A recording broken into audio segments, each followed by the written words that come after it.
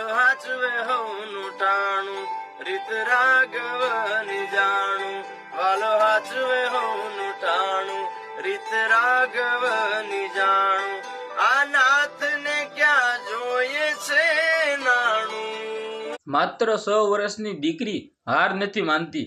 Angel નામની દીકરી આજે 57મો દિવસ છે, છતાં મિત્રો વાત કરીએ તો અમદાવાદથી ચાલીને જઈ રહી છે। હવે મિત્રો સૌથી મોટો ચમત્કાર આને ન કહેવાય તો શું કહેવાય? કારણ કે એક નાનકડી એવી દીકરી જે પોતે મિત્રો વાત કરીએ તો અમદાવાદથી ચાલીને નીકળી હતી, જ્યાં મિત્રો વાત કરીએ તો હજી તે પહોંચી નથી અને આવનારા ટાઈમની અંદર જોવું રહેશે કે આ દીકરી છે એ મિત્રો દ્વારકા જ્યારે પહોંચે છે ત્યારે તેનું સ્વાગત કેવી રીતે થાય છે। જે આ મિત્રો વાત તો તેનું સ્વાગત કેવી રીતે થાય છે એ બધા લોકો જોવા રાજી થઈ ગયા છે।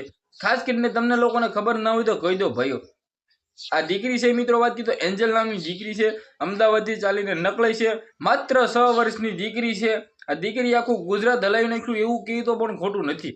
ક્યાંક ને ક્યાંક તમને લોકોને ખબર છે કે આ દીકરીના સોશિયલ મીડિયાની અંદર એટલા બધા વિડીયો વાયરલ થયા છે કે તેના વિશે વાત જ ના કરો। ડેફિનેટલી તમને લોકોને ખબર ના હોય તો કહી દો ભાઈઓ, એન્જલ નામની દીકરીના સપનામાં આવીને કૃષ્ણ ભગવાને કહ્યું હતું કે દીકરી મારા શરણોમાં મારા દર્શન કરવા આવી, ત્યારે આ દીકરીએ રટ લીધી અને તેને પિતાને કહ્યું, ત્યારે પિતા તેને મિત્રો ચાલીને દંડવટ કરીને દ્વારકા સુધી લઈને જઈ રહ્યા છે। હવે મિત્રો આ દીકરી છે માત્ર 6 વર્ષની છે, તેમની સાથે સાથે તેની બેન પણ એની થા પણ નાની છે, માત્ર 4 વર્ષની તેની નાની બેન પણ તેમની સાથે સાથે ચાલે છે। હવે આ બંને દીકરીના પિતાને સેલ્યુટ કહેવાય, કારણ કે તમને લોકોને ખબર છે કે આજે પોતે મિત્રો નાની દીકરીઓ હોય છતાં તેને ચાલીને લઈ જઈ રહ્યા છે દંડવત કરીને।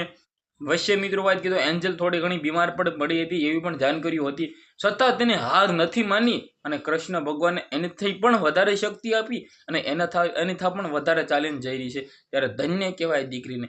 વિડીયો બને એટલો શેર કરી દેજો, સબસ્ક્રાઇબ કરવાનું ભૂલતા નહીં। આજના વિડીયોમાંથી આટલી જ માહિતી, આપણે એક નવા વિડીયોમાં મળીએ।